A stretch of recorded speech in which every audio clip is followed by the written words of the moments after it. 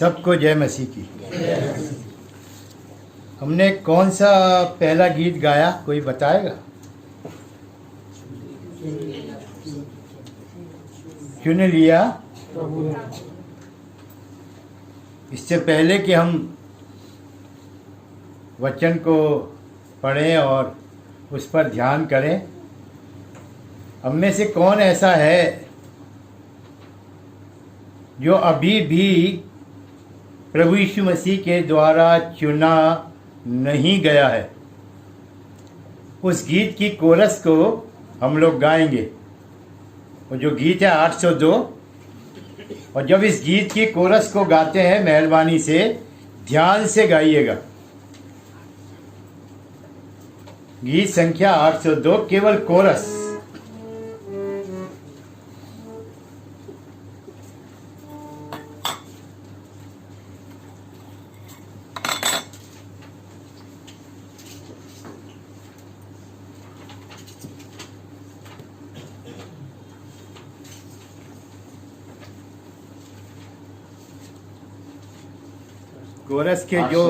Coarse के जो बोल हैं, शब्द हैं, उन पर ध्यान दीजिएगा गाते समय।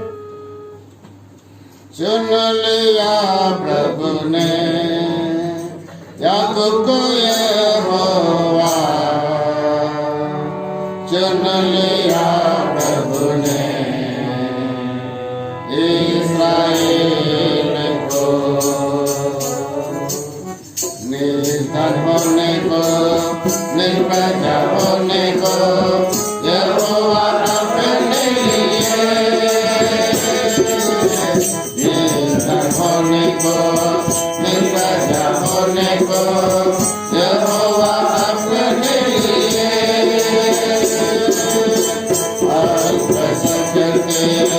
और गुलामी में चुन लिया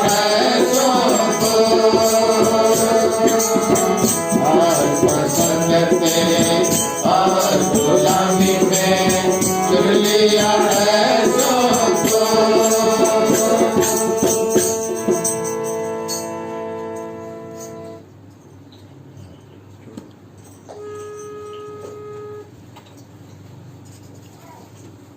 फर्स्ट थिस्सलुनीकियंस, पहला थिस्सलुनीकियों और उसका पहला अध्याय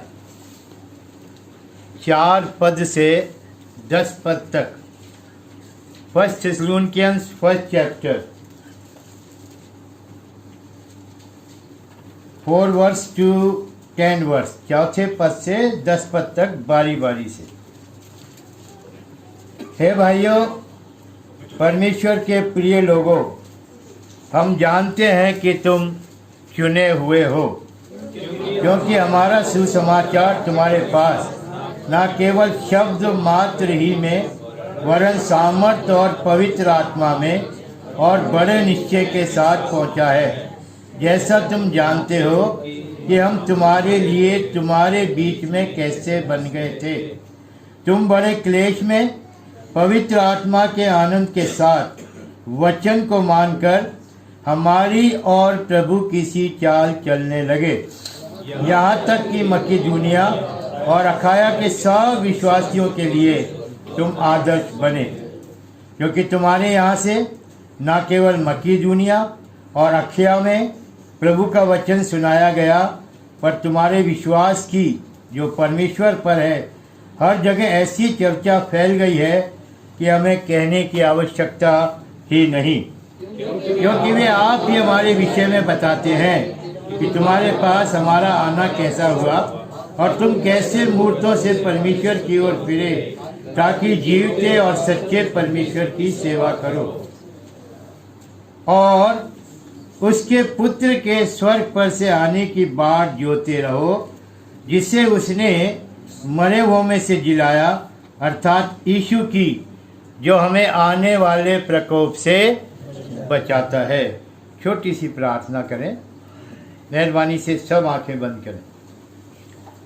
प्रेमी पिता, दयालु परमेश्वर, हम बहुत ही धन्यवादी हैं इस संध्या के समय के लिए, और जिस तरह से प्रभु गीतों में उन बातों को आपने हमारे लिए प्रकट किया, आपकी अद्भुत योजना को दया करिए प्रभु, अपने आत्मा के द्वारा हमसे बातें करिए, इन बातों को समझा दीजिए, हम वचन को सुनकर अपने आप को जांच सकें और देख सकें क्या हम आपकी मनसा में, योजना में, क्या हम आपके संकल्प में हैं, क्या सचमुच मैं आपके चुने हुए लोगों के मध्य में हूँ।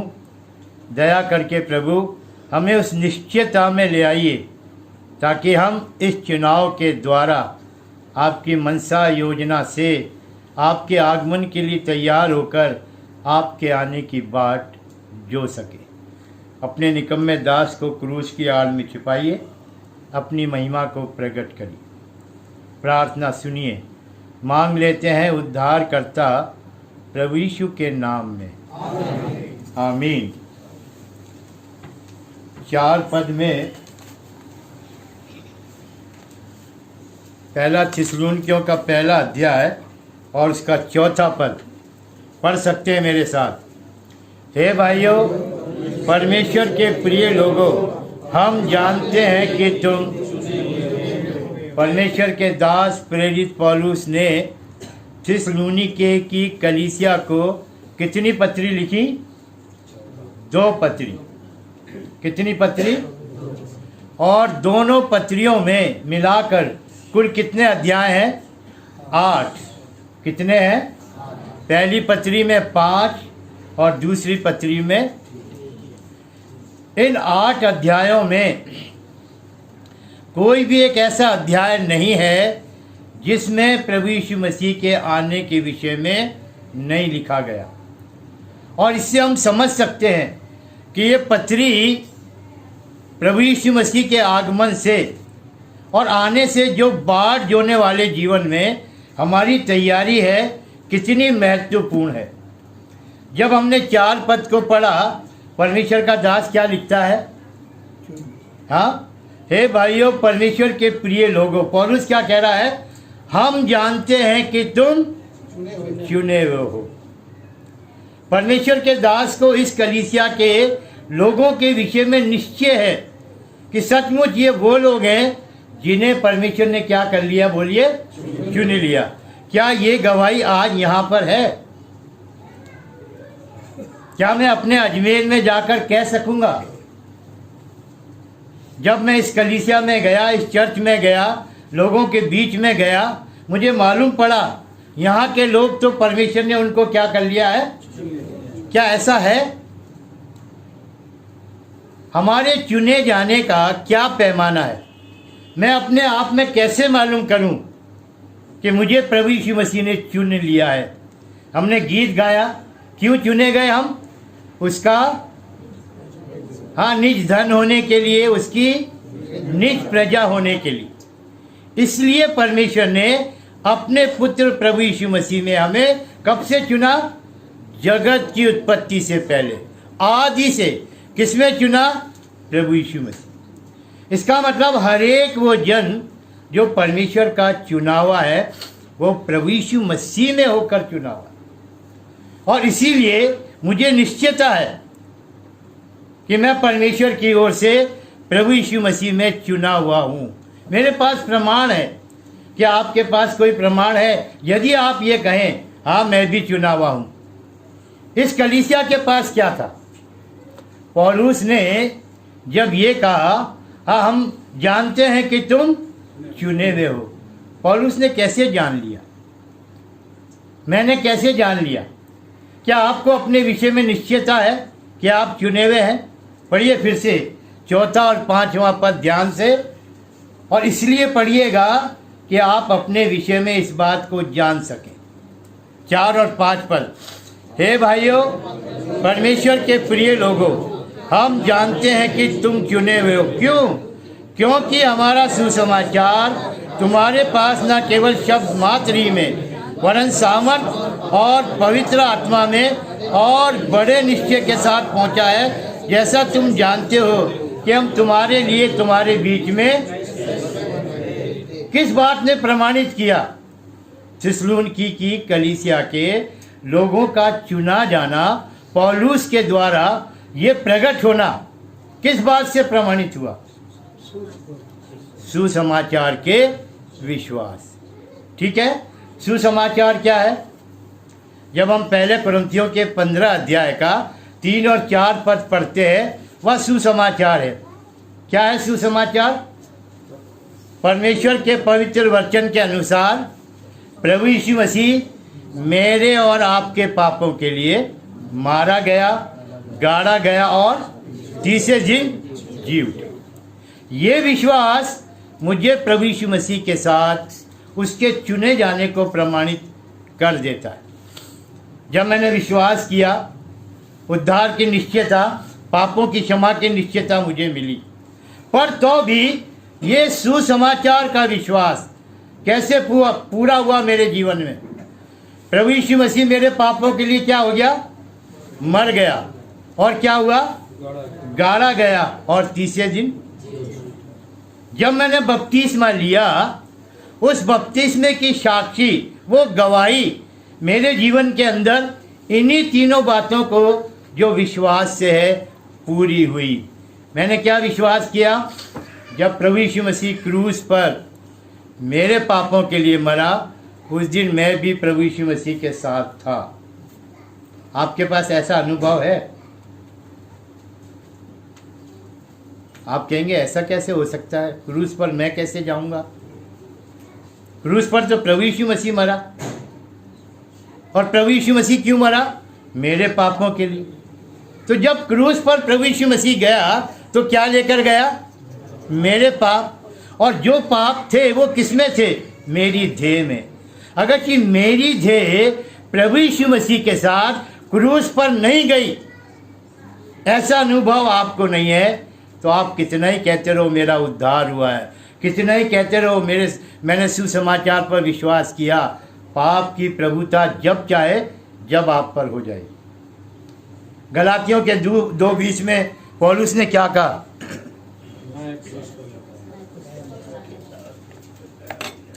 क्या है पौलुस का अनुभव? मैं मसीह के साथ क्रूस पर, उस दिन था पौलुस क्रूस पर, तो फिर कैसे लिख दिया?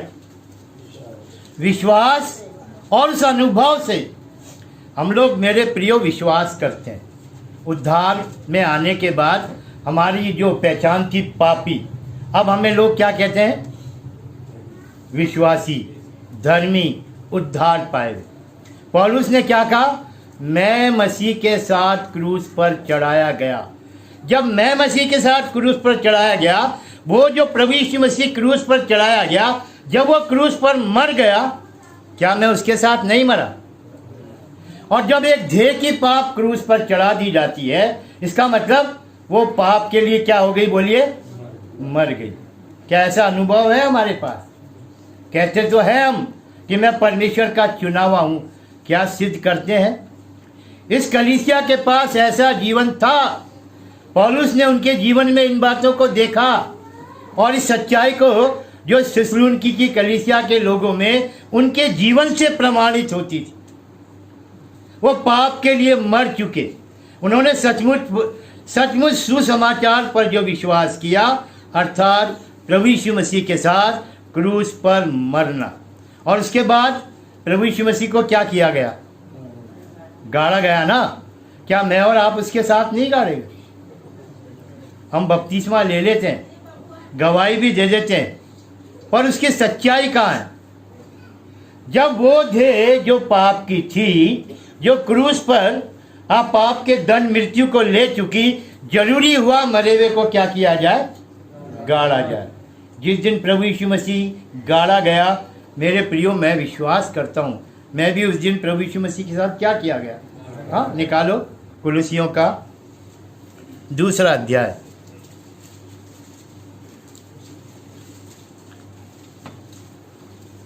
और उसका 11 पद। कुलुसियों का, उसी में तुम्हारा ऐसा खतना हुआ, उसी में तुम्हारा ऐसा खतना हुआ जो हाथ से नहीं होता, अर्थात मसीह का खतना। और इस मसीह के खतना में क्या कर दी जाती है? सारी देह उतार दी जाती। पुराने नियम के खतने में क्या था और इस नए नियम के खतने में क्या है? पुराने नियम का खतना व्यवस्था का खतना, पर नए नियम का खतना मसीह का खतना। क्या आप मसीह के खतने में हैं? मसीह का खतना क्या है? बोलिए। जिसमें शारीरिक देह क्या कर दी जाती है, जो देह क्रूस पर मृत्यु में गई, उस देह को उतार कर क्या किया गया, बोलो, गाड़ा गया ना। और मैं भी उसके साथ, पढ़िए 11 पद को फिर से भाई पढ़ दीजिए। उसी में तुम्हारा ऐसा खतना हुआ है जो हाथ से नहीं होता, अर्थात मसीह का खतना, जिससे शारीरिक देह उतार दी जाती है। आगे, और उसी के साथ बपतिस्मे में गाड़े गए। जी हाँ, और उसी के साथ, प्रभु यीशु मसीह के साथ, उस देह के साथ मैं भी गाड़ा गया, क्योंकि मेरी पाप की देह प्रभु यीशु मसीह के साथ क्रूस पर। और जब मैं गाड़ा गया प्रभु यीशु मसीह के साथ, तो आगे क्या लिखा है, और जिस प्रकार, हाँ, परमेश्वर की शक्ति पर विश्वास करके, जिसने उसको मरे हुए में से जिलाया, उसके साथ जी भी उठा। मुझे मालूम पड़ा कि कुछ लोग यहाँ बपतिस्मा ले रहे हैं। ध्यान दे लेना, ऐसी डुबकी मत लगाना कि पानी में चले भी जाओ और निकलो तो वही जिंदा पुराना मनुष्य, तो पाप का शरीर लेकर। प्रभु यीशु मसीह के साथ रोमियो के 8 अध्याय के 3 पद में आई, रोमन्स 8 चैप्टर और उसका 3 पद ध्यान से पढ़िएगा मेरे साथ। क्योंकि जो काम व्यवस्था शरीर के कारण दुर्बल होकर ना कर सकी, उसको परमेश्वर ने किया, अर्थात अपने ही पुत्र को पाप में शरीर की समानता में और पाप बलि होने के लिए भेजकर क्रूस के ऊपर वो शरीर है जो पाप है, मेरे और आपके पाप।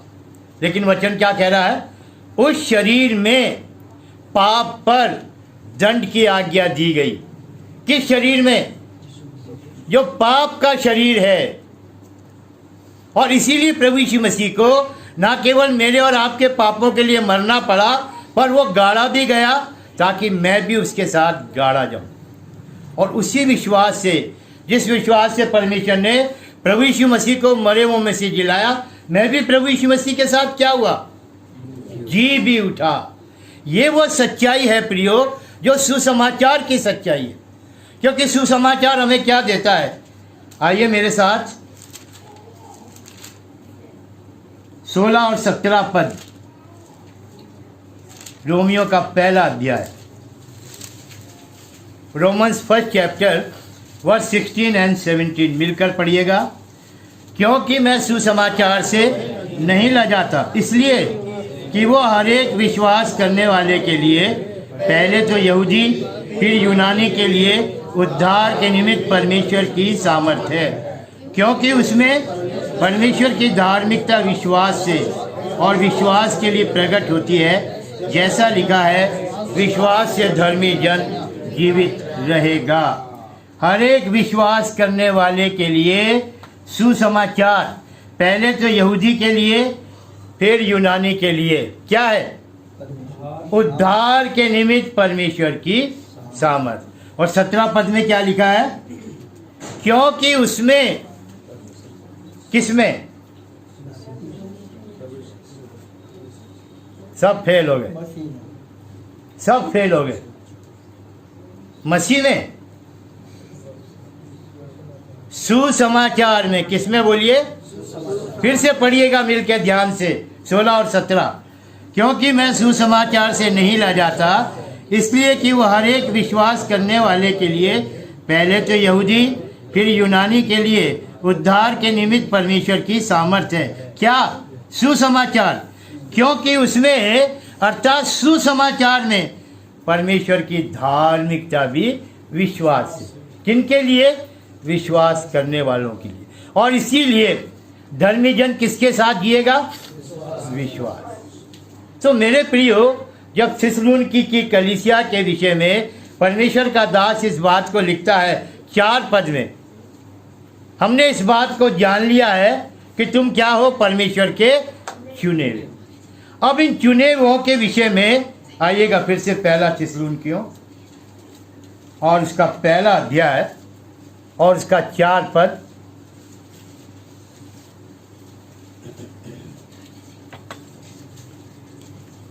और 5 पद।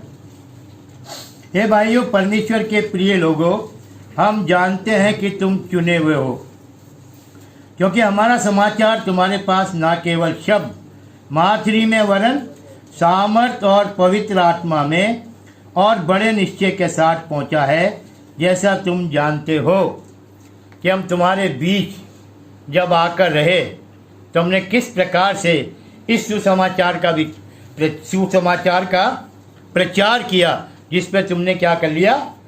विश्वास कर लिया। अब जब हम इन पदों को पढ़ के 10 पद में आते हैं प्रियो, पढ़िएगा 10 पद। समय को कम करने के लिए बीच की बातों को छोड़कर मुख्य बात हमारे सामने है, परमेश्वर ने मुझे प्रभु यीशु मसीह में चुन लिया, मैं उसका चुनावा हूँ। और ये बात कैसे प्रमाणित हुई? क्योंकि मैंने प्रभु यीशु मसीह के सुसमाचार पर क्या कर लिया? पाप के लिए मर गया, वो पाप की देह गाड़ दी गई, और जब मैं जी उठा तो किसके साथ जी उठा? प्रभु यीशु मसीह के साथ, अर्थात विश्वास के साथ। अब भी मैं पुनरुत्थान का भागी हूँ। मैं जिलाया गया, मैं उठाया गया, और बोलिए आगे क्या लिखा है? मैं स्वर्गीय स्थानों में, कहाँ है हमारी उपस्थिति? स्वर्ग में। कहना कितना अच्छा लगा, पर क्या वास्तव में ये अनुभव है? ये प्रिय चुने जाने की सच्चाई। अब जब हम 10 पद को पढ़ते हैं, इन्हीं चुने हुए लोगों के लिए ये 10 पद है जो परमेश्वर की योजना है। पढ़िए 10 पद। और उसके पुत्र के स्वर्ग पर से आने की बाट जोते रहो, जिसे उसने मरों में से जिलाया, अर्थात जो हमें आने वाले प्रकोप से बचाता है। यदि आप अभी प्रभु यीशु मसीह जब बादलों पर हमको लेने के लिए आता है, यदि हम बादलों पर नहीं उठाए गए तो इसका मतलब हम उस आने वाले प्रकोप से नहीं बच सके। यीशु जो हमें आने वाले प्रकोप से बचाता है, कैसे बचाता है बताओ? जब हम अपने उद्धारकर्ता की या परमेश्वर के पुत्र की, जैसे परमेश्वर ने जिलाया, हम उसकी बाट जोते हैं, तो जब प्रभु यीशु मसीह आएगा, ये बाट जोने वाले लोग जो उसके चुने हुए लोग हैं, उनको क्या कर लेगा? वो अपने साथ बादलों पर उठा लेगा। और यदि हम बादलों पर नहीं उठाए गए मेरे प्रियो, तो जस्ट उसके बाद क्या है आने वाला प्रकोप, जिसे हम कहते हैं महाक्लेश, ग्रेट ट्रिबुलेशन। आप किसके लिए तैयार हैं? अगर कि आप चुने हुए नहीं हैं, आपका उद्धार नहीं हुआ है, आपने प्रभु यीशु मसीह के सुसमाचार पर विश्वास नहीं किया, मेरे प्रियो अभी भी अवसर है। प्रभु के आने में देरी नहीं है। और इसका मतलब जैसे ही प्रभु यीशु मसीह आएगा, तुरंत उसके बाद महाक्लेश शुरू हो जाएगा। अगर कि आप इस महाक्लेश से मुलाकात करना चाहते हैं, प्रकाशित वाक्य के 6 अध्याय से एक बैठक में 18 अध्याय तक पढ़ लो। कठिन जरूर है पर असंभव नहीं। 3 तरह से उस महाक्लेश की विपत्तियां आपके सामने आ जाएंगी। 7 विपत्ति, 7 विपत्ति, 7 विपत्ति, और इसका अभी समय नहीं, पर 21 विपत्तियां, और इतनी भयानक कि लोग मृत्यु को मांगेंगे। किसको मांगेंगे? हाँ, कोई है जो मृत्यु को मांगेगा? मैं तो मांगता हूं, लेकिन कौन सी मृत्यु प्रिय? कौन सी मृत्यु? ये देह मिट्टी में जाए, और जब प्रभु यीशु मसीह आए तो मैं उसके साथ क्या हो जाऊं? बोलो, बादलों पर उठा लिया जाऊं। पर वो मृत्यु नहीं प्रियो, जो इस महाक्लेश में जो लोग पहुंचेंगे, कितनी बड़ी पीड़ा, कैसा भयानक परमेश्वर का क्रोध, क्या कुछ परमेश्वर के द्वारा ठहराई गई विपत्तियां जब उन लोगों पर आएंगी, उस विपत्ति से परेशान होकर, दुखी होकर क्या करना चाहेंगे? किसी तरह से मृत्यु तू हमें ले ले। प्रकाशित वाक्य और उसका 9 अध्याय,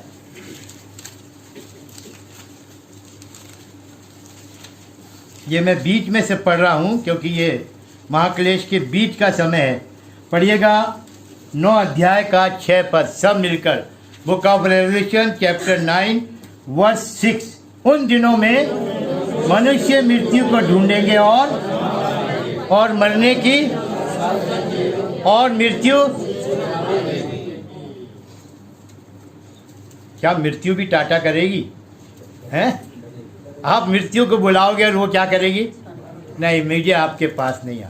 आप समझ सकते हैं, कल्पना करने की जरूरत नहीं है, ये परमेश्वर का वचन है। सचमुच मनुष्य की ऐसी दशा हो जाएगी। और किस प्रकार से, और छठे अध्याय में आओ, प्रकाशित वाक्य का 6 अध्याय। थोड़ा सा कोशिश करूं आपको डराने की। 12 पद से पढ़ो। जब उसने छठी मोहर खोली तो मैंने देखा, पढ़िएगा, एक बड़ा भूकंप हुआ और सूर्य कंबल के समान काला और पूरा चंद्रमा लहू के समान हो गया। आकाश के तारे पृथ्वी पर ऐसे गिर पड़े जैसे बड़ी आंधी से हिलकर अंजीर के पेड़ में से कच्चे फल झड़ते हैं। आकाश ऐसा सरक गया जैसा पत्र लपेटने से सरक जाता है, और हर एक पहाड़ और टापू अपने अपने स्थान से टल गया। तब पृथ्वी के राजा और प्रधान और सरदार और धनवान और सामर्थी लोग और हर एक दास और हर एक स्वतंत्र पहाड़ों की कोहों में और चट्टानों में जा फिरे, और पहाड़ों और चट्टानों से कहने लगे, हम पर गिर पड़ो और हमें उसके मुंह से जो सिंहासन पर बैठा है और मेमने के प्रकोप से। क्यों? क्योंकि उनके प्रकोप का भयानक दिन अब कौन ठहर सकता है। ये थोड़ी सी झलक है प्रियो उस महाक्लेश की, या परमेश्वर का क्रोध या परमेश्वर का प्रकोप। चाहे कोई राजा हो, चाहे कोई सरदार हो, चाहे कोई धनी हो, कोई किसी भी जगह कैसा भी हो, जब प्रभु यीशु मसीह पर या उसके सुसमाचार पर जिसने विश्वास नहीं किया, उनके साथ ये भयानक दिन होंगे। क्योंकि परमेश्वर जो सुसमाचार पर विश्वास नहीं करते, मेरे प्रियो, उनसे पलटा लेगा। दूसरा थिस्सलुनीकियों में आओ, दूसरा थिस्सलुनीकियों का 1 अध्याय।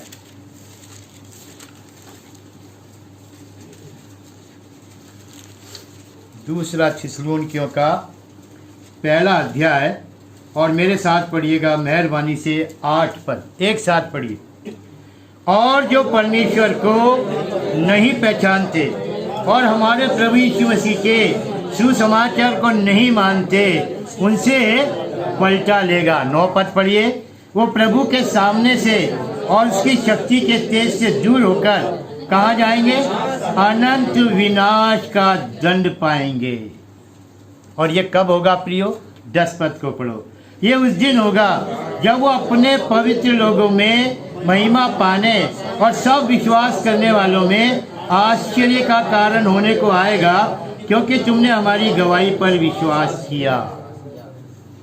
इन पदों को प्रियो ध्यान में रख के मनन करो और जान लो कि यदि मैं और आप चुने हुए हैं, बहुत अच्छी बात है। चुने वो लोगों के लिए ही प्रभु यीशु मसीह इसलिए आएगा कि वो अपने चुने हुए लोगों को अपने साथ बादलों पर उठा ले। प्रभु यीशु मसीह कहाँ से आएगा? स्वर्ग से आएगा। क्या प्रभु यीशु मसीह का यही काम है, आना और जाना? हा? कितनी बार आएगा बताइए, और कितनी बार जाएगा, या कितनी बार आ गया और कितनी बार आएगा? कुछ बता दीजिए। कितनी बार आ गया प्रभु यीशु मसीह?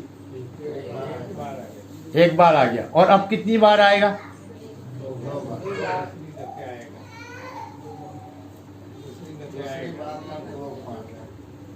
मैंने ये पूछा अब कितनी बार आए? 3 बार या 4 बार? ये बता दो। 1 बार। कौन कह रहा है एक बार आएगा? हाथ उठाइए। मैं भी नीचे कर लेता हूं। और भाई कौन कह रहा था 2 बार? तिरकी भाई। तिरकी भाई के साथ कौन है?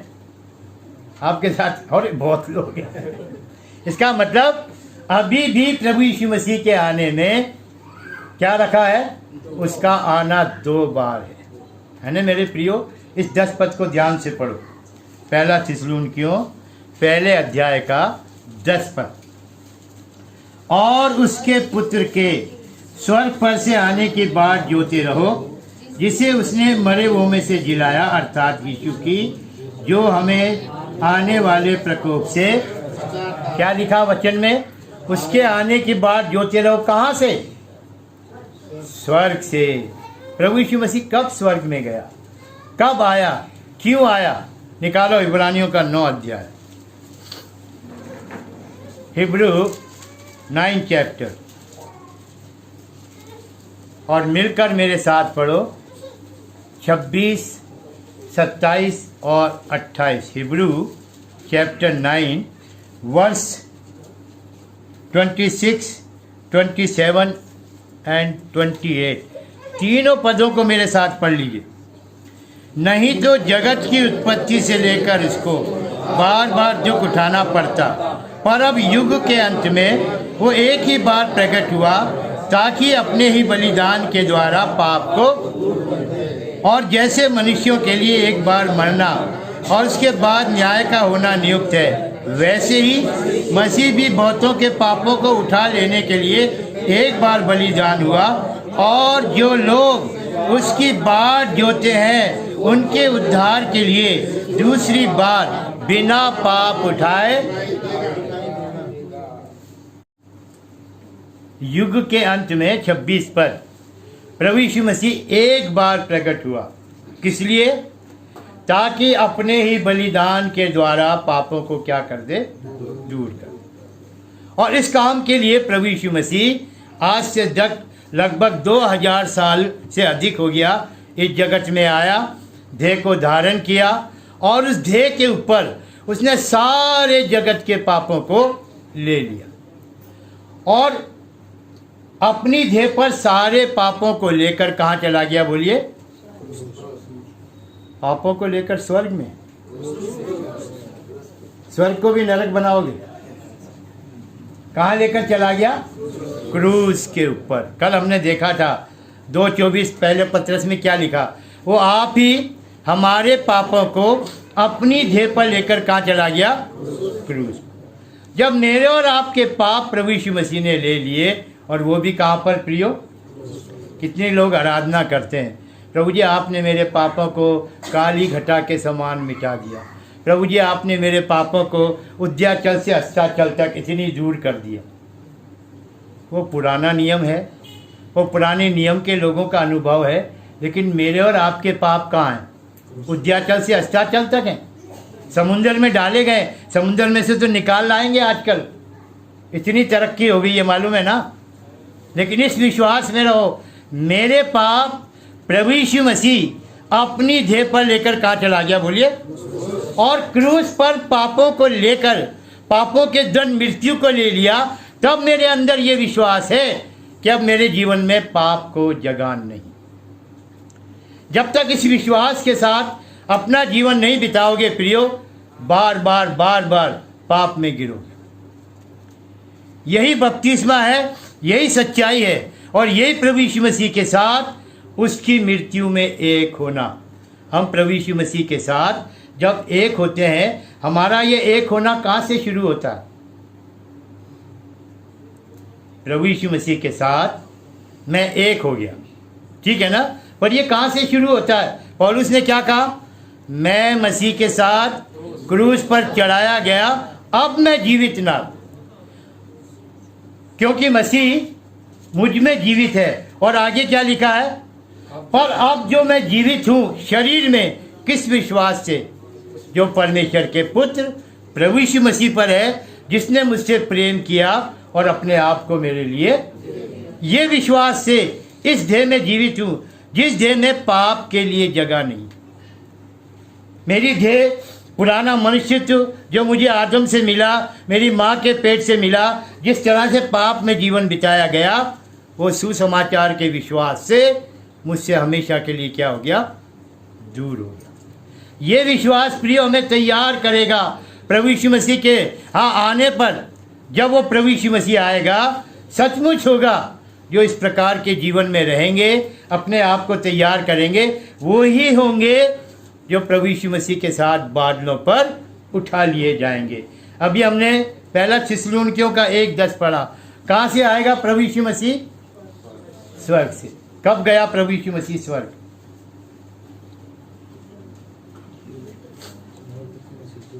हाँ, जब मृतकों में से जी उठा। वो मरा क्यों था?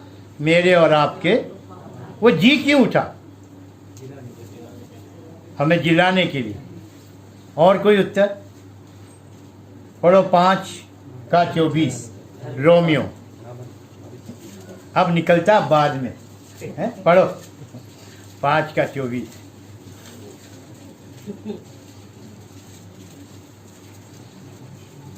पढ़ दो बेटा, रोमन्स 5 वरन हमारे लास्ट वर्स है ना बेटा, नहीं है? अंकल 4:25 यस, वो करेक्ट कर दो। वेरी सॉरी, कान कर रहा हूँ।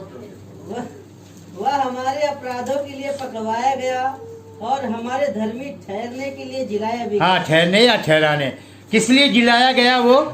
अगर कि प्रभु यीशु मसीह केवल इसलिए जिलाया जाता, ये सच है, उसका पुनरुत्थान, उसके जिलाए जाने से मृत्यु की हार हुई और पुनरुत्थान अर्थात प्रभु यीशु मसीह की विजय। और उसी विजय में इस विश्वास से मैं और आप भी क्या हैं? शामिल हैं, उसके साथ एक हैं। तो प्रभु यीशु मसीह हमें धर्मी ठहराने के लिए जी उठा, और फिर जी उठने के बाद प्रभु यीशु मसीह कहाँ पर चला गया? बोलिए, स्वर्ग में। लेकिन इससे पहले कि प्रभु यीशु मसीह स्वर्ग में जाता, चेलों के साथ जब उसने बातें की, जब आप यूहन्ना के 13 अध्याय को पढ़ना शुरू करोगे 18 अध्याय तक, कहने का मतलब है 13 अध्याय से 18 अध्याय तक प्रभु यीशु मसीह केवल चेलों के साथ है। किनके साथ है? बोलिए। फिर उसने लोगों से बातें नहीं की, केवल चेलों से। और इसीलिए 14 अध्याय में हम क्या देखते हैं? 14 अध्याय का पहला पद, जब प्रभु यीशु मसीह ने अपने चेलों को देखा तो क्या पाया? पढ़िए 14 का पहला पद, तुम्हारा मन व्याकुल ना हो। इसका मतलब चेले क्या थे? और उनके सामने कौन है?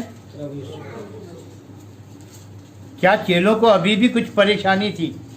प्रभु यीशु मसीह उनके पास है, उनके साथ है, रहते हुए इतने दिन हो गए, तो अभी चेलों का क्या दिखाई दे रहा? चेले कैसे हैं? क्यों व्याकुल थे? हाँ, व्याकुल क्यों थे? 13 का 33 पढ़ लो, यूहन्ना 13 और उसका 33 पद। उनके लिए कितना बुरा समाचार था। जॉन 13:33, जब प्रभु यीशु मसीह ने क्या कहा? अब मैं थोड़ी देर और तुम्हारे पास हूँ। पढ़ दो बेटा।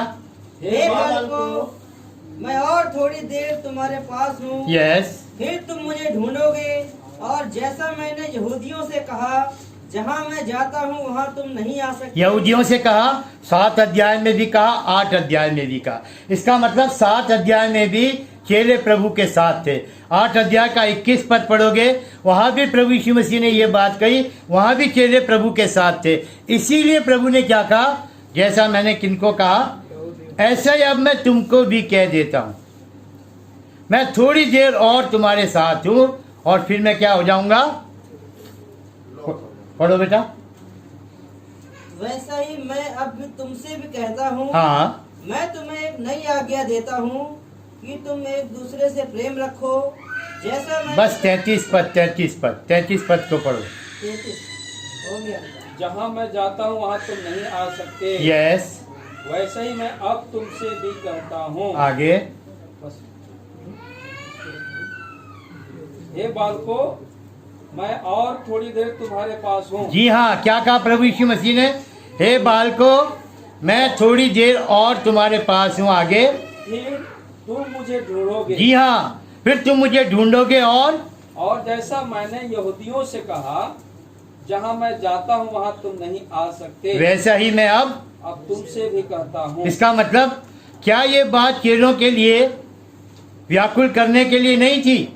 इतने दिन हम प्रभु तेरे साथ रहे, हमने घर बार छोड़ दिया, नाव छोड़ दी, मछली पकड़ना छोड़ दिया, सब कुछ छोड़कर हम किसके पीछे हो लिए? तेरे पीछे। और अब तू बड़े मजे में कह रहा है, हाँ मैं थोड़ी देर तुम्हारे पास हूँ फिर चला जाऊंगा। तो बहुत बुरी करी ना प्रभु ने। यही कारण था कि वो क्या थे? व्याकुल थे, परेशान थे।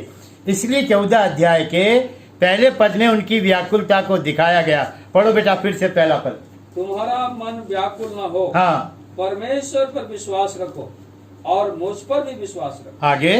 मेरे पिता के घर में अब जाकर प्रभु यीशु मसीह ने उनकी व्याकुलता दूर हो ये बात कि मैं चला जाऊंगा, प्रकट किया। मैं क्यों थोड़ी देर तुम्हारे साथ हूँ, फिर क्यों मैं चला जाऊँगा, और चला जाऊँगा तो कहाँ जाऊँगा? मैं अपने पिता के पास। किस लिए? ताकि जाकर मैं तुम्हारे लिए जगह तैयार करूँ, और जब जगह तैयार होगी तो मैं तुम्हें लेने के लिए फिर आऊँगा और तुम्हें अपने साथ ले जाऊँगा। क्यों? ताकि जहाँ मैं रहूँ वहाँ ये प्रतिज्ञा देकर प्रभु यीशु मसीह गया। इसलिए प्रभु यीशु मसीह स्वर्ग में है। जब वो जी उठा 40 दिन तक लोगों को दिखाई देता रहा। क्यों दिखाई देता रहा? इस बात को प्रमाणित करने के लिए कि सचमुच मैं क्या हुआ हूँ? जी उठा हूँ। और उसके बाद प्रभु यीशु मसीह कहाँ चला गया? स्वर्ग में। पढ़ो पहला थिस्सलुनीकियों का 4 और इसका 16 पद।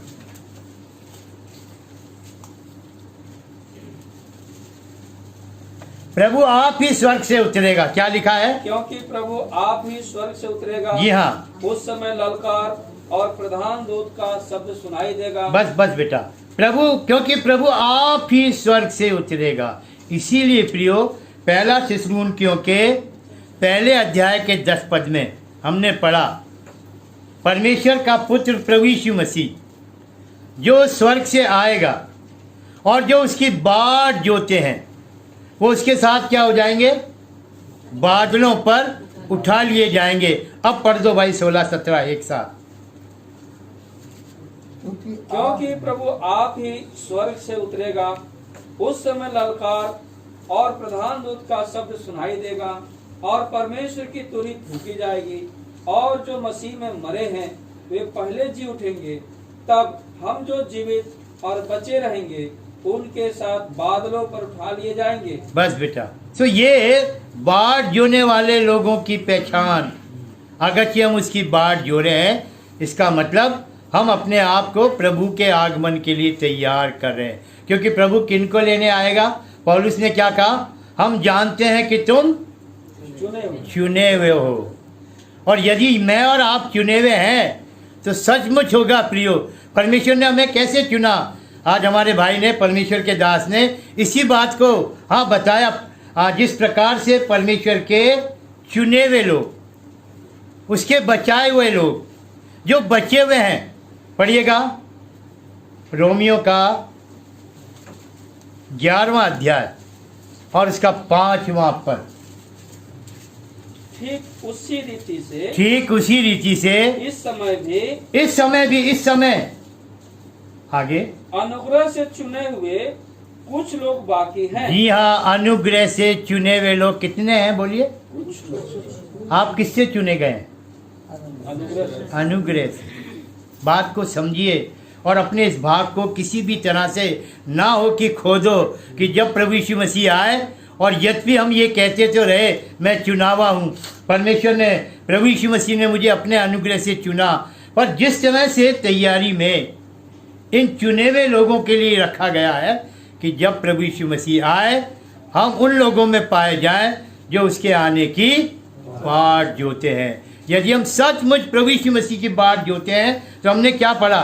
अब आखिर में आओ फिर से इब्रानियों का 9 अध्याय, हिब्रू 9 चैप्टर। क्या पढ़ा हमने? 36 पद में, 26 में, नहीं तो जगत की उत्पत्ति से लेकर उसको बार बार दुख उठाना पड़ता, पर अब युग के अंत में वो एक ही बार प्रकट हुआ ताकि अपने ही बलिदान के द्वारा पाप को, तो ये काम प्रभु यीशु मसीह कर दिया और उसने अपने अनुग्रह से हमको क्या कर लिया? चुन लिया। अब यदि हम उसके अनुग्रह से चुने हुए लोग हैं, हमने सुसमाचार पर विश्वास किया, हमारा चुना जाना सिद्ध हो गया, जरूरी है हम चुने हुए लोग उसके आने की क्या करें? बोलिए, बाट जोते रहते। क्यों बाट जोते रहें? क्यों? क्योंकि वो फिर से आने वाला है। पढ़ो 28 पर, 9 का 28। वैसे ही सब पढ़ो एक साथ। वैसे ही मसीह भी बहुतों के पापों को उठा लेने के लिए एक बार बलिदान हुआ, और जो लोग उसकी बाट जोते हैं उनके उद्धार के लिए दूसरी बार बिना पाप उठाए दिखाई देगा। अब प्रभु यीशु मसीह जब आएगा फिर से किसी प्रकार के बलिदान या अपने आप को फिर पापों के लिए दे कि उसका बलिदान हो, अब कोई बलिदान बाकी नहीं। कहाँ लिखा है? 10:26 में, इब्रानियों। हाँ पढ़िएगा 10:26 ध्यान से। क्योंकि सच्चाई की प्राप्त करने के बाद यदि हम जानबूझकर पाप करते रहें तो पापों के लिए फिर कोई बलिदान, मतलब पाप करने के चांस ही खत्म। मैं ठीक हूं? आप कैसे हैं? नहीं समझे मेरी बात? अब अगर कि हम पाप करेंगे प्रियो, वचन क्या बता रहा है? अब कोई बलिदान। प्रभु यीशु मसीह ने, जब आप इस इब्रानियों के 10 अध्याय का 10 और 14 पद पढ़ोगे, वहाँ लिखा एक ही बार के बलिदान के द्वारा, एक ही बार के चढ़ावे के द्वारा उसने हमारे पापों को क्या कर दिया? दूर कर दिया और हमें पवित्र ठहरा दिया। और जब ऐसा जीवन हमें दे दिया तो क्या काम बाकी रह गया है? केवल प्रभु यीशु मसीह के आने की बाट। और जो बाट जोने वाला जीवन है, यशाया में आओ, यशाया का 40 अध्याय। यहाँ से भी हम अपने लिए ले सकते हैं यदि लेना चाहें। पढ़िएगा 30 पद, हाँ माफ करना 31, मिलकर पढ़िएगा। आइजिया 40 चैप्टर वर्स 31, क्योंकि मैं इसको अपने लिए लेता हूँ। पढ़िए 31। परंतु जो यहोवा की बाट जोते हैं वे नया बल प्राप्त करते जाएंगे, वे उकाबों के समान उड़ेंगे, वे दौड़ेंगे और क्षुण्णित न होंगे, चलेंगे। और ये बाइबल में ही नहीं लिखा है, ये परमेश्वर के दासों का अनुभव, ये मेरा और आपका अनुभव होना जरूरी है। जो उसकी बाट जोते हैं वो क्या करते हैं? बोलिए, नया बल प्राप्त करते। ये बुढ़ा आदमी, हाँ, नया बल भीतर से, आत्मा से उद्वेलित होकर, उत्साहित होकर। अगर कि ऐसा अनुभव हम नहीं करेंगे प्रियो, वचन में लिखा है ये जो ध्येय हमारी दिखाई, ये धीरे धीरे क्या होती जाती है? दूसरा कुरिन्थियों का 4 अध्याय 16 पद, 2 Corinthians 4 चैप्टर। इसलिए हम हियाव नहीं छोड़ते। यस, पढ़ो। यद्यपि हमारा बाहरी मनुष्यत्व नष्ट होता जाता है, जी हाँ, तो भी हमारा भीतरी मनुष्यत्व दिन प्रतिदिन नया होता जाता है। देखा, बाहरी मनुष्यत्व कैसा होता जा रहा? नष्ट होता जा रहा है। लेकिन भीतरी मनुष्यत्व दिन प्रतिदिन। जब आप अपनी सुबह शक्ल देखते हो, क्या देखते हो? मेरे बाल बिगड़े हुए हैं, मेरी आँख कैसी हो रही है? या ये देखते हो कि सचमुच मेरे चेहरे पर प्रभु की महिमा या उसका नूर है या नहीं? विचार ही नहीं आता, चमक है या नहीं। केवल हम अपने को देखते हैं। कौन सी ध्येय में देखना चाहते हैं? शारीरिक ध्येय में, जो कैसी होती जा रही है दिन प्रतिदिन, हाँ, जाती जा रही है। पर हम अपने चेहरे में उसको नहीं देखते जो प्रतिदिन की महिमा के बदलने से। पढ़िए, 2 कुरिन्थियों निकाल रखा है 3 का 18 पद। परंतु जब हम सब के उघाड़े चेहरे से प्रभु का प्रताप इस प्रकार प्रकट होता है, जिस प्रकार दर्पण में, तो प्रभु के द्वारा जो आत्मा है, हम उसी तेजस्वी रूप में, ध्यान दीजिएगा, हम उसी के महिमा के स्वरूप में, उसी तेजस्वी रूप में क्या होते जाते हैं? अंश करके बदलते जा। ये ध्येय जाता जा रहा है, ये मृत्यु की ओर जा रहा है। ये शरीर के अंग शरीर को छोड़ते जा रहे हैं। जिस शरीर को हम कितना प्यार करते हैं और जानते नहीं, ये शरीर कीड़ों की खुराक है। जब मर के कब्र में जाओगे क्या होगा बताइए? वहाँ लगाओगे लिपस्टिक और पाउडर और ये सब, हैं? कीड़ों की खुराक। पर हम उसको कितना संवारते। अंदर से ये बात जांचने की है, क्या मैं प्रतिदिन स्नेह थोड़ा करके प्रभु यीशु मसीह के स्वरूप में, तेजस्वी स्वरूप में, महिमा के स्वरूप में, प्रभु यीशु मसीह की पहचान में बदलता जाता हूँ कि नहीं? ये बात देखने की है। और वचन हमें दिखा रहा प्रियो, प्रभु यीशु मसीह आएगा, फिर आएगा। लेकिन यहाँ पर आने के 2 भाग हैं। हम में से बहुत से लोग जानते हैं और बहुत से लोग नहीं भी जानते। जब प्रभु यीशु मसीह आएगा अपनी कलीसिया को, अपने चुने हुए लोगों को क्या कर लेगा? हाँ, कहाँ कैसे लेके जाएगा बताइए? अभी हमने पढ़ा, क्योंकि प्रभु आप ही स्वर्ग से उतरेगा, उस समय ललकार और प्रधान दूत का शब्द सुनाई देगा और पिछली तुरही फूकी जाएगी और जो मसीह में मरे हैं वो पहले जी उठेंगे। हमारे जो प्रियजन सो गए, मेरी पत्नी ने दौड़ में मुझे हरा दिया, वो सो गई। अब मैं जी उठना चाहूंगा तो पहले किसका नंबर है? उनका नंबर। क्या लिखा है? हमारे प्रियजन जो प्रभु में सो गए हैं, यहाँ वचन क्या दिखा रहा है? पहले जब प्रभु आएगा वो जी उठेंगे, उनके साथ आएगा और तब पढ़िए 17 पर 4 का 17, पहला थिस्सलुनीकियों 4 का 17। तब हम जो जीवित और बचे रहेंगे, जी हाँ, तब हम जो जीवित और बचे रहेंगे उनके साथ बादलों उनके साथ, किनके साथ? जिनको प्रभु यीशु मसीह जो मुझसे और आपसे पहले मसीह में सो गए थे उनको जिलाएगा और तब हम उनके साथ बादलों पर क्या हो जाएंगे? उठा लिए जाएंगे। क्यों? ताकि हम हवा में प्रभु से मिलें। और आगे क्या लिखा है? इन्हीं बातों के द्वारा क्या करना हमें? एक दूसरे को। अरे भाई मत निराश हो। कितनी बार हम पर जब दुख आता है, बीमारी आती है, परीक्षा आती है, समस्या आती है, हम विश्वासी होकर भी प्रभु के आने की बात जोते जोते भी निराश हो जाते। पर वचन क्या कह रहा है? इन्हीं बातों से प्रभु आने वाला है, थोड़ा समय है, आने लगभग आना का समय हो गया है। इन्हीं बातों से क्या करते हैं हम लोग? एक दूसरे को शांति। हमारी आशा क्या है? जब प्रभु यीशु मसीह आएगा हम भी उसके साथ बादलों पर उठा लिए जाएंगे। क्या प्रतिज्ञा थी प्रभु की?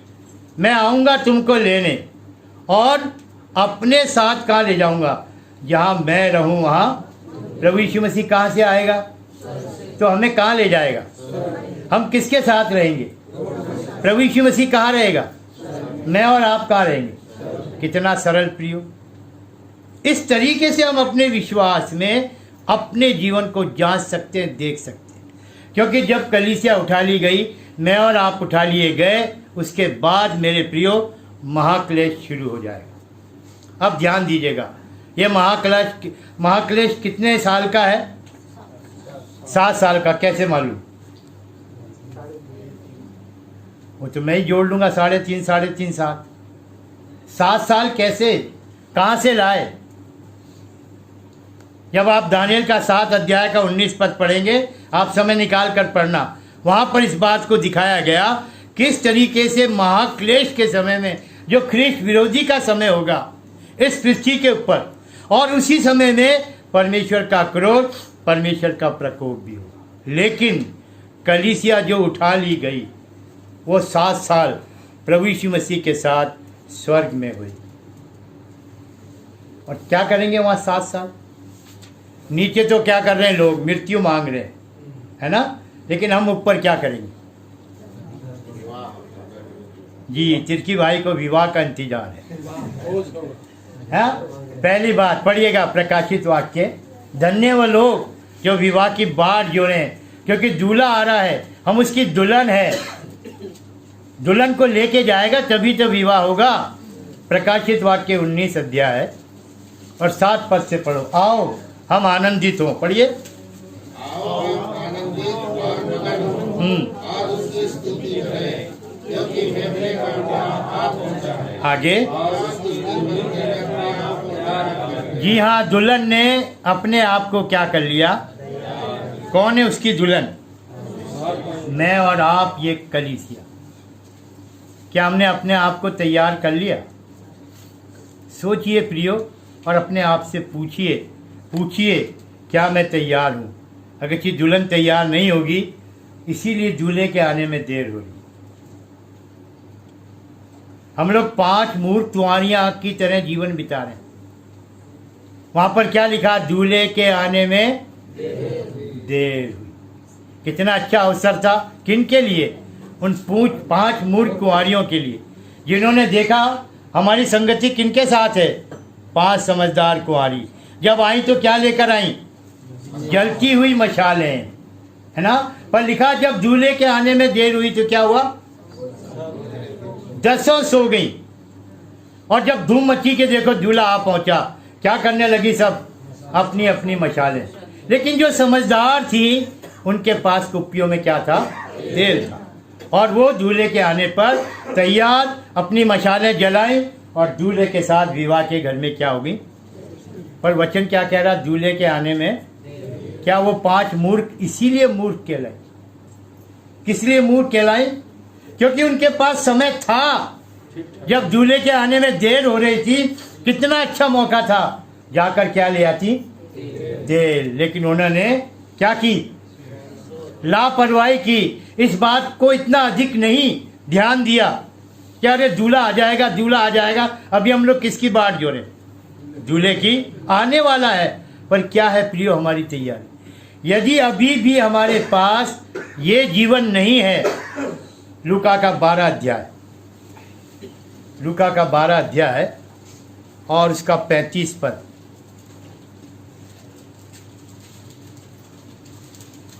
तुम्हारी कमरे बनी रहें और तुम्हारे दिए जलते रहें। जी हाँ, तुम्हारी कमरे क्या हो? बंदी रहे और तुम्हारे दिए। ये जो शरीर है किसका है? मिट्टी का। दिया किसका होता है? मिट्टी का।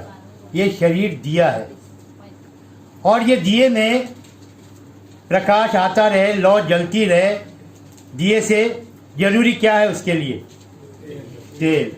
तेल क्या किसको दिखाता है? सब जानते हो।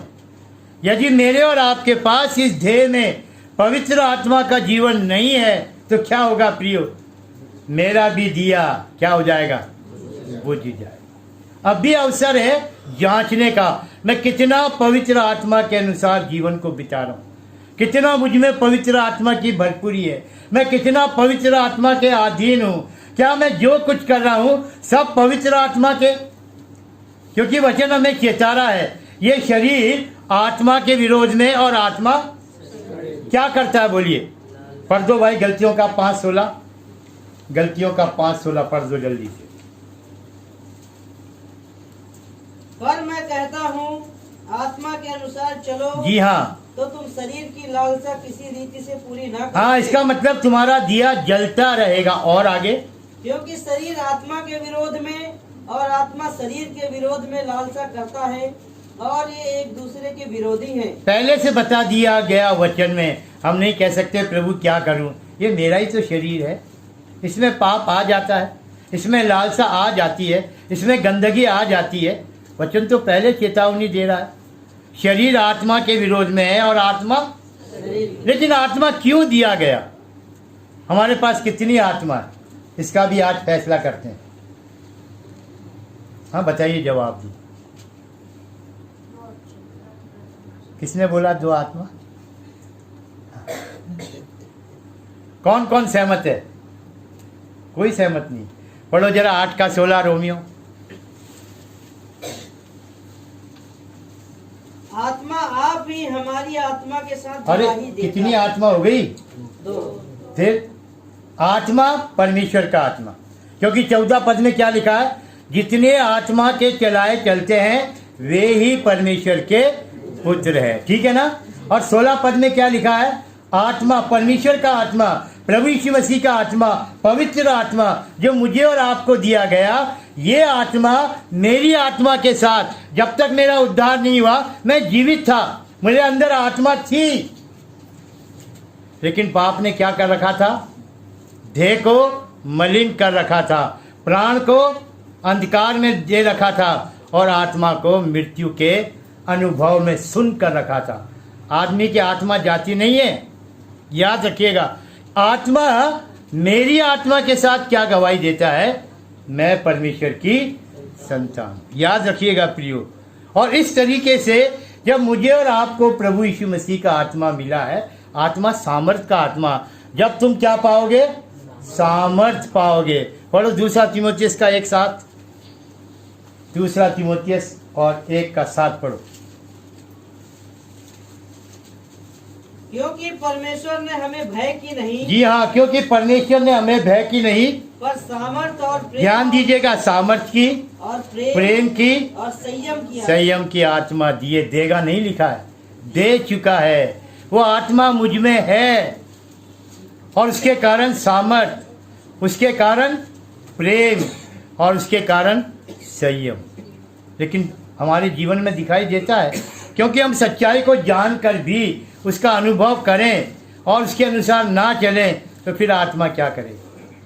और इसलिए प्रियो, जरूरी है, जब वचन में चेता दिया परमेश्वर के दास पौलुस ने, जो कुछ लिखा है अनुभव से लिखा है। भाषण नहीं दे दिया उसने, कोई किताब नहीं लिख दी। जो कुछ उसने अपने जीवन में किया उसको प्रकट किया, उस जीवन को जिया, उन बातों को लिखा। तब उसने इस बात को, आत्मा शरीर के विरोध में और शरीर दोनों एक दूसरे के क्या है, पर यदि हम आत्मा के अनुसार चलेंगे तो शरीर की इच्छा किसी रीति से भी पूरा। इसलिए जरूरी है प्रियो, हम आत्मा के अनुसार चलें, आत्मा की भरपूरी में रहें, ये दिए जलते रहेंगे। और जब हम स्वर्ग में उठा लिए जाएंगे, सबसे पहली बात इन 7 सालों में हम प्रभु यीशु मसीह के साथ उसके विवाह में होंगे। पढ़ दो भाई एक बार फिर से, खत्म करेंगे प्रकाशित वाक्य और उसका 19 का 7 और 8 पर। आओ हम आनंदित और मगन हों, यस, और उसकी स्तुति करें, क्योंकि मेमने का विवाह आ पहुंचा है और उसकी दुल्हन ने अपने आप को तैयार कर लिया है। जी हाँ, दुल्हन ने क्या कर लिया है? अपने आप को तैयार। कैसी तैयारी है ये बताओ आगे। उसको शुद्ध और चमकदार महीन मलमल पहनने का अधिकार दिया। जी हाँ, ये है दुल्हन के वस्त्र, महीन चमकदार महीन मलमल के वस्त्र। किसको दिए गए? दुल्हन को। क्या अर्थ है इसका? पढ़ो बेटा आगे। क्योंकि उस महीन मलमल का अर्थ पवित्र लोगों के धर्म के काम। जी हाँ, पवित्र लोगों के। ये जीवन आपके और मेरे पास दिया जा चुका है। परमेश्वर ने अपनी आत्मा से धो दिया, प्रभु यीशु मसीह ने अपने लहू से धो दिया। हमें 2 कुरिन्थियों 5:21 जो पाप से अज्ञात था, परमेश्वर ने उसी को पाप ठहराया ताकि हम प्रभु यीशु मसीह में होकर क्या बन जाए? परमेश्वर की। सो जब हमारे पास पवित्रता है, हमारे पास धार्मिकता है, वचन क्या कह रहा है? दुल्हन के वस्त्र का अर्थात क्या है? धर्म के काम, पवित्र लोगों के। तो यदि हम इस प्रकार का जीवन बिताएंगे प्रियो, अभी से अभ्यास करेंगे। दुल्हन क्या दूल्हे के पास जाकर बैठ जाती है, तब वो तैयार होना शुरू होती है। बोलिए हाँ, पहले से अपने को इस लायक बनाती है कि वो दूल्हे के पास जाकर बैठे या दूल्हा आकर उसको रिसीव करे। हम इस पृथ्वी पर रहते हुए अपने आप को इस पवित्र जीवन के साथ क्या कर लेना है? तैयार कर लेना। ये पहला काम 7 साल में स्वर्ग में। और कोई काम? जब परमेश्वर न्याय करना शुरू करेगा, सबसे पहले किसका न्याय होगा? हम लोगों का। पक्का? पढ़ो पहला पत्र 4:17।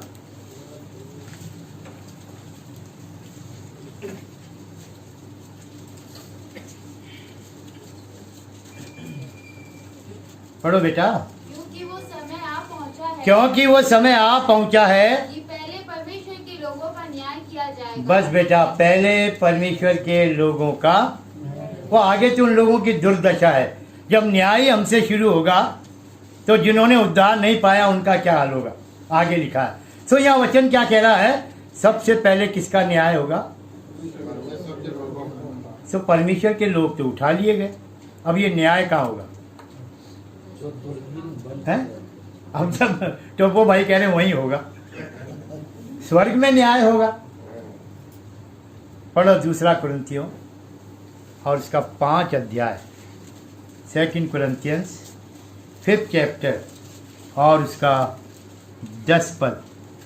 Thank you God. 2 कुरिन्थियों 5 अध्याय और उसका 10 पद मिलकर पढ़ो मेरे प्रियो। क्योंकि अवश्य है कि हम सबका हाल मसीह के न्याय आसन के सामने खुल जाए, कि हर एक व्यक्ति अपने अपने भले बुरे कामों का बदला जो उसने ध्येय के द्वारा किए हो। मसीह का आसन, परमेश्वर का आसन नहीं। किसका आसन है बोलो? कौन न्याय करेगा? हमारा प्रभु यीशु मसीह। किस किन कामों के द्वारा? जो उद्धार पाने के बाद इस ध्येय में रहकर हमने काम भले किए या हमने काम बुरे किए। आप भलाई करना जानते हैं और नहीं करते, आपने क्या किया? पाप किया ना। तो क्या आप नरक में जाओगे? नरक में तो नहीं जाओगे, पर वो बड़ा प्रतिफल है, उससे आप वंचित रह जाओगे। हमने अपनी ध्येय से जो भले और बुरे काम किए उसके अनुसार क्या होगा? न्याय होगा। पौलुस ने क्या कहा? दूसरा तीमुथियुस 4:6 में 7 और 8 6 और 7 पद में 8 पद में, मेरे लिए भविष्य में मेरे लिए क्या रखा है? धार्मिकता का वो मुकुट जो प्रभु धर्मी और न्याय है, मुझे ही नहीं उनको भी देगा जो उसके आगमन को, हम भी अगति उसके आने की बात जो रहे हैं, हमारे लिए भी मुकुट है। कितने ही मुकुट है, जीवन का, महिमा का, कुंदन का, बड़ाई का, ये सब मुकुट कब मिलेंगे? इस समय में, जब 7 साल के समय में मैं और आप ऊपर होंगे। नीचे कौन रहना पसंद करेगा? नीचे कोई नहीं रहना चाहता। सोच लो। इसका मतलब क्या मैं सचमुच ये कहकर कि मैं उस दिन प्रभु के सामने प्रतिफल पाने के लिए मसीह के न्याय आसन के सामने होऊंगा? पढ़ दीजिए प्रकाशित वाक्य आखिरी अध्याय है और उसका 12 पद, आखिरी पन्ना 12 पद। देख मैं शीघ्र आने, जरा पढ़ते वक्त ध्यान दीजिए, देख के बाद कौमा है।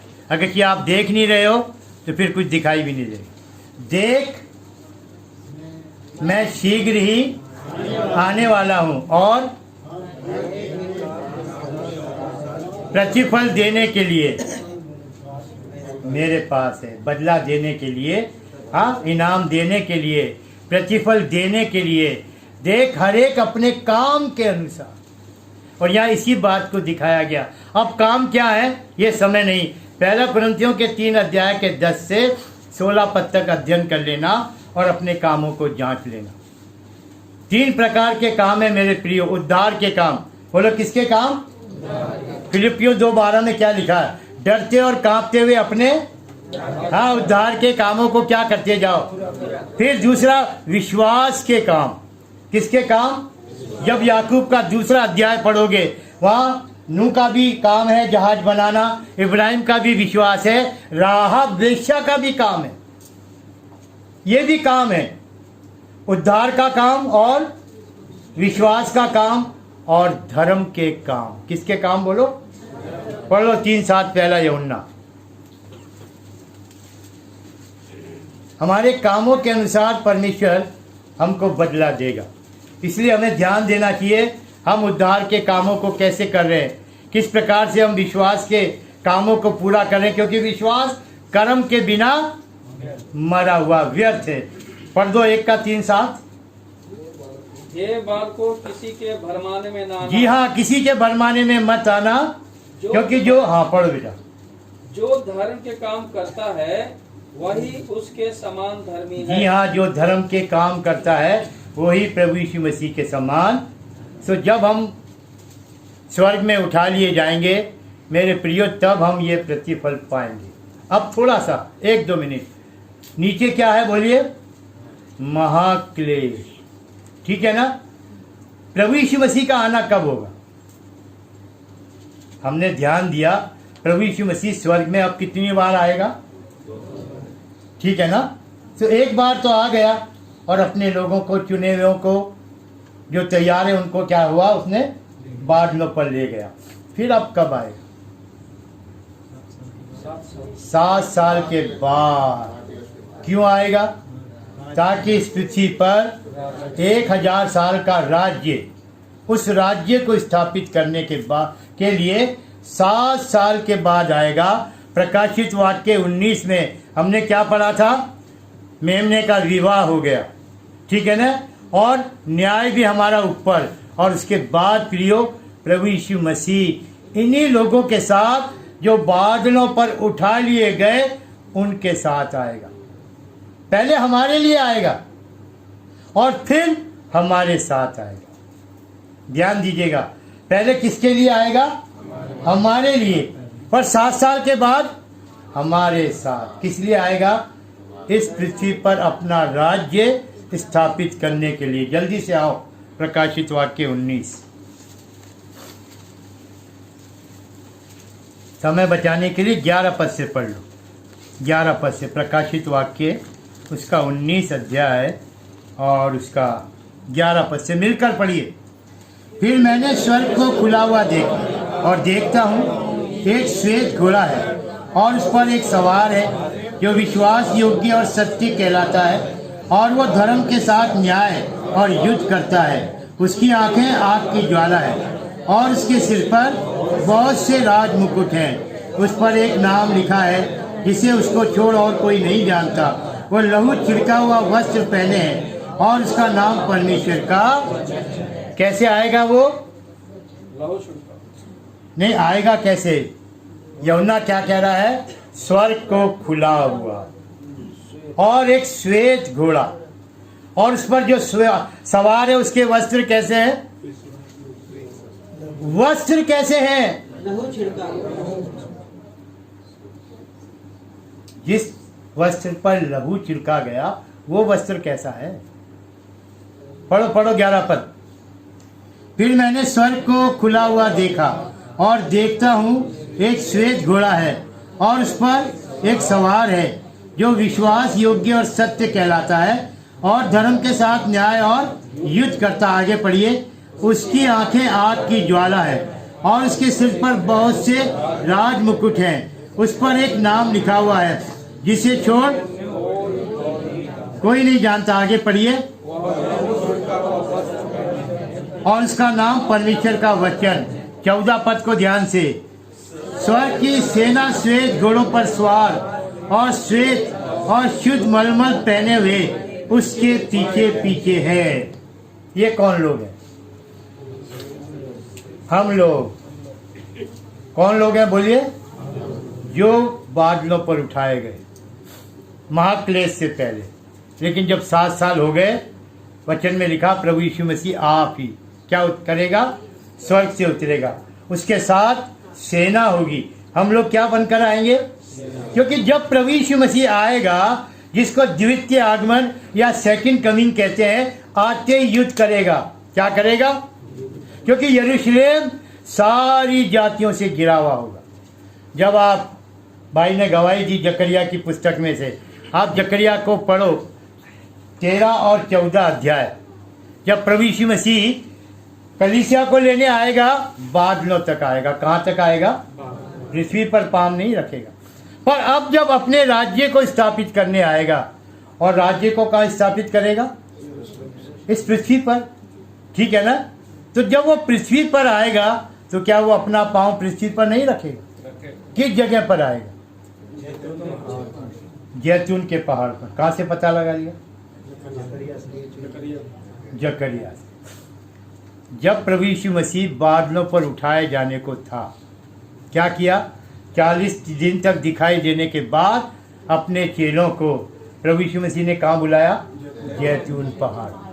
और उनसे बातें की और उनके देखते देखते प्रभु यीशु मसीह बादलों पर। और जब चेले बड़े आश्चर्यचकित होकर देख रहे थे, 2 पुरुष श्वेत वस्त्र पहने हुए उनके पास आ खड़े हुए और क्या संदेश दिया? हे गलीली पुरुषों, तुम ऐसे अचंभित होकर क्या देख रहे हो? निकालो प्रेरितों का पहला अध्याय। प्रेरितों के काम और उसका पहला अध्याय 9 पद से पढ़ेंगे हम लोग। प्रेरितों के काम और उसका पहला अध्याय और 9 पद से पढ़िएगा मेरे साथ मेहरबानी से, क्योंकि ये वो समय है जब प्रभु यीशु मसीह 40 दिन लोगों को दिखाई देने के बाद। पढ़िएगा 9 पद से।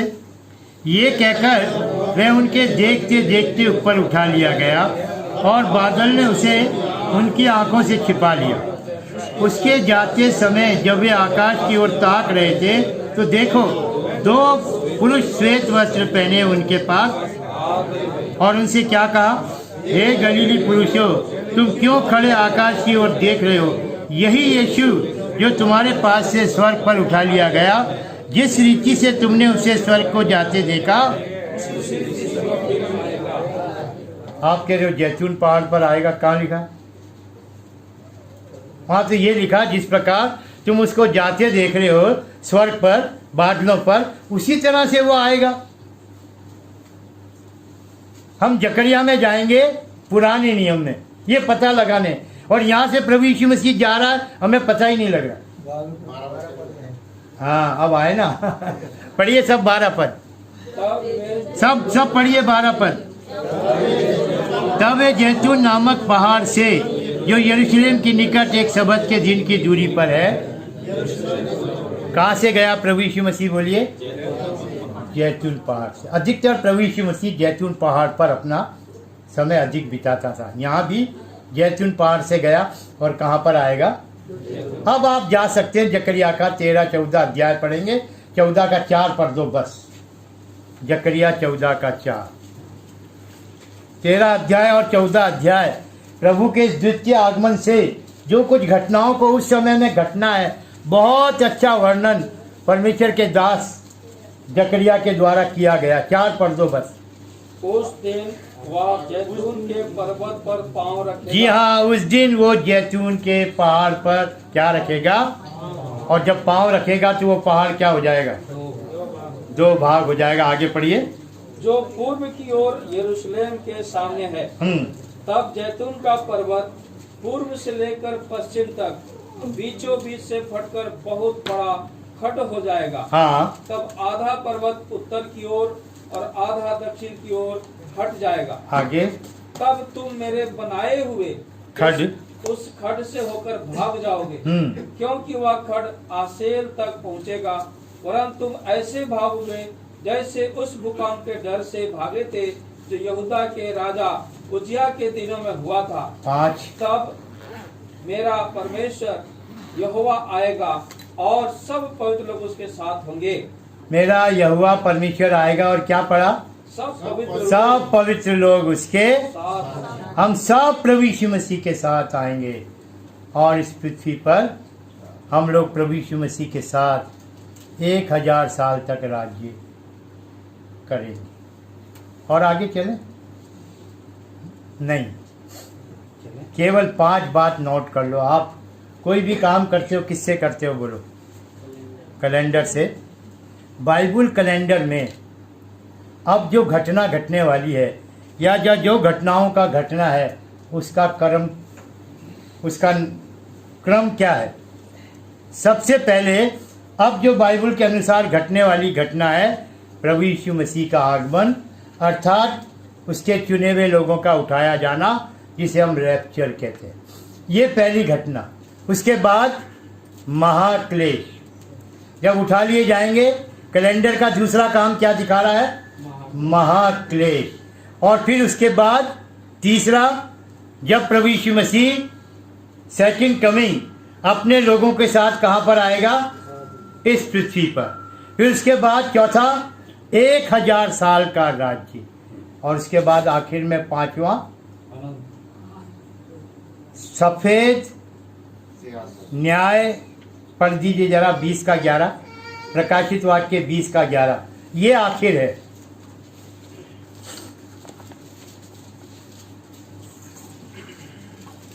फिर मैंने स्वर्ग को खुला हुआ देखा। जी हाँ। और देखता हूँ कि एक श्वेत घोड़ा है। तो 20 कहेगा। फिर मैंने एक बड़ा श्वेत सिंहासन, जी हाँ, बड़ा श्वेत सिंहासन, और उसको जो उस पर बैठा हुआ है देखा, जिसके सामने से पृथ्वी और आकाश भागे। लिखा है वहाँ सिंहासन पर बैठा हुआ है, और आगे क्या लिखा है? आकाश और पृथ्वी क्या हो गए? तो सिंहासन कहाँ रखा हुआ? स्वर्ग में। फिर से पढ़ो। फिर मैंने एक बड़ा श्वेत सिंहासन और उसको जो उस पर बैठा हुआ है देखा। हाँ, कहाँ लिखा है स्वर्ग पे बैठा हुआ?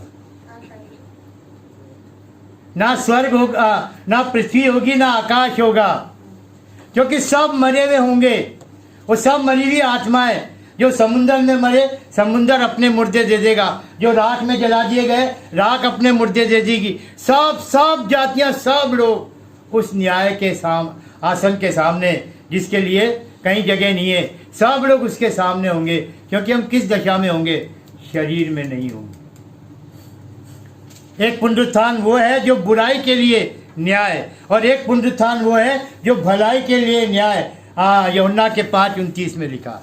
इसलिए मेरे प्रियो, ये आखिरी कैलेंडर का काम पढ़ दो भाई, दुआ करेंगे फिर मैंने छोटे बड़े सब मरे हुओं को सिंहासन के सामने खड़े हुए देखा। जी हाँ, और पुस्तकें खोली गई, और फिर एक और पुस्तक खोली गई, अर्थात जीवन की पुस्तक।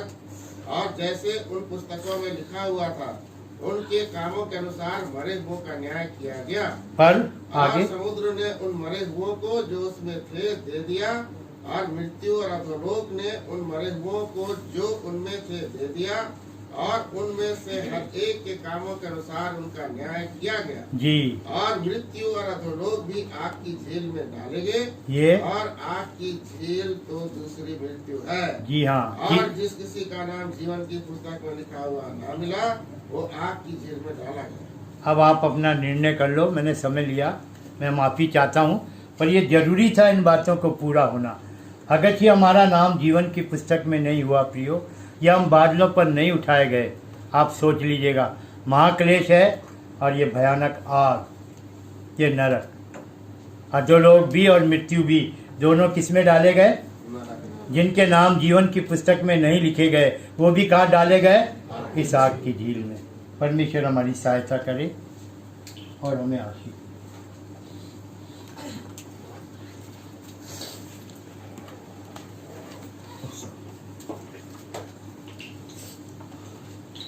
बहुत ही गंभीर समय है। प्रभु के चरणों के पास हम आएंगे। हम कहाँ हैं? प्रभु का वचन हमें दिखाया है। आइए हम लोग ये समय प्रार्थना करेंगे और ये निर्णय लेना है। विशेष करके अगर आप प्रभु को ग्रहण नहीं किया है,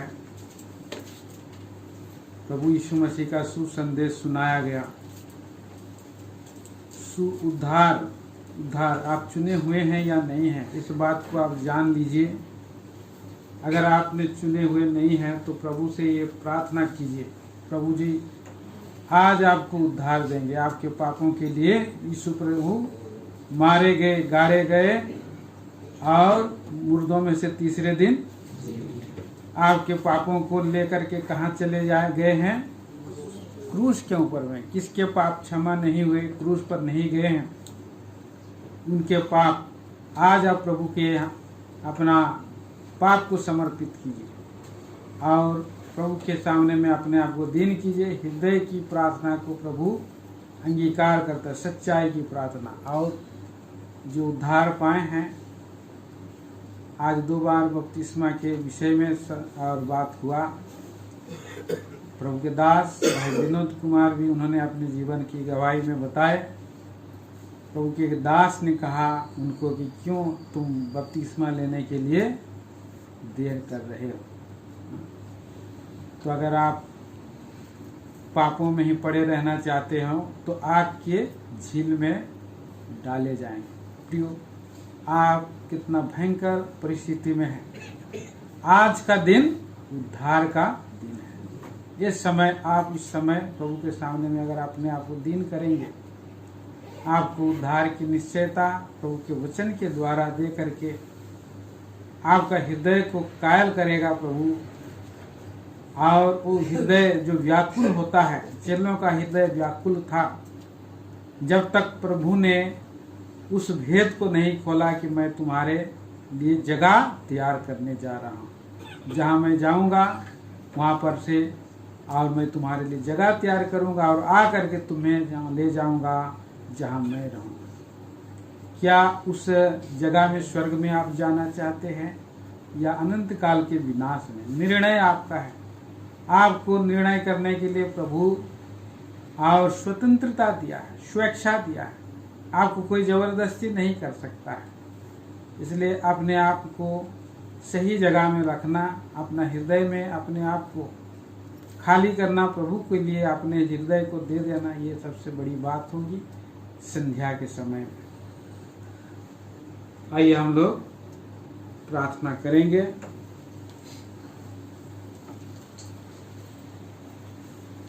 प्रेमी पिता, महान ईश्वर, आपके पवित्र वचनों के लिए जो भिन्न भिन्न स्थानों से दिए हैं उसके लिए हम धन्यवादी हैं। प्यारे प्रभु, आपके दास को बड़ी सामर्थ के साथ हमारे मध्य में प्रभु के वचन को लेकर के आने में अनुग्रह दिया, धन्यवाद देते हैं। प्रेमी प्रभु जी, आज चुने हुए कलीसिया, जीवित कलीसिया में प्रभु जी आप अपने पवित्र वचनों को दिया है, परंतु बहुत तेरे आज भी अधर में लटके हैं, चुने हुए नहीं हैं।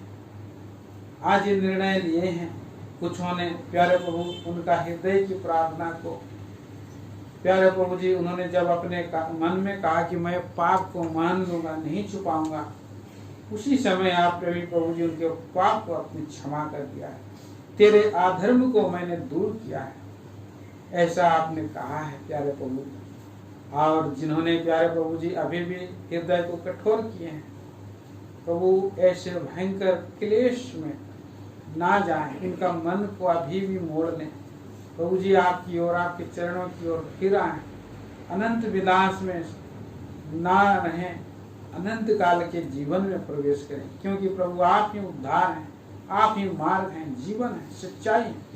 प्रभु हम धन्यवाद देते हैं, सारी बातों में वचनों की रक्षा करें, आदर गौरव प्रशंसा दे देते हैं। प्रार्थना को हमारे प्रेमी प्रभु उद्धार करता प्रभु यीशु क्रिस्त के नाम में मांगते सुनिए और ग्रहण करें पिताजी। अब हमारे प्रभु यीशु मसीह का अनुग्रह, परमेश्वर का प्रेम, पवित्र आत्मा की सहभागिता हमारे साथ सब संतों के साथ जो पृथ्वी भर में हैं, आज कल और हमेशा हमेशा तक बनी रहे। आमीन।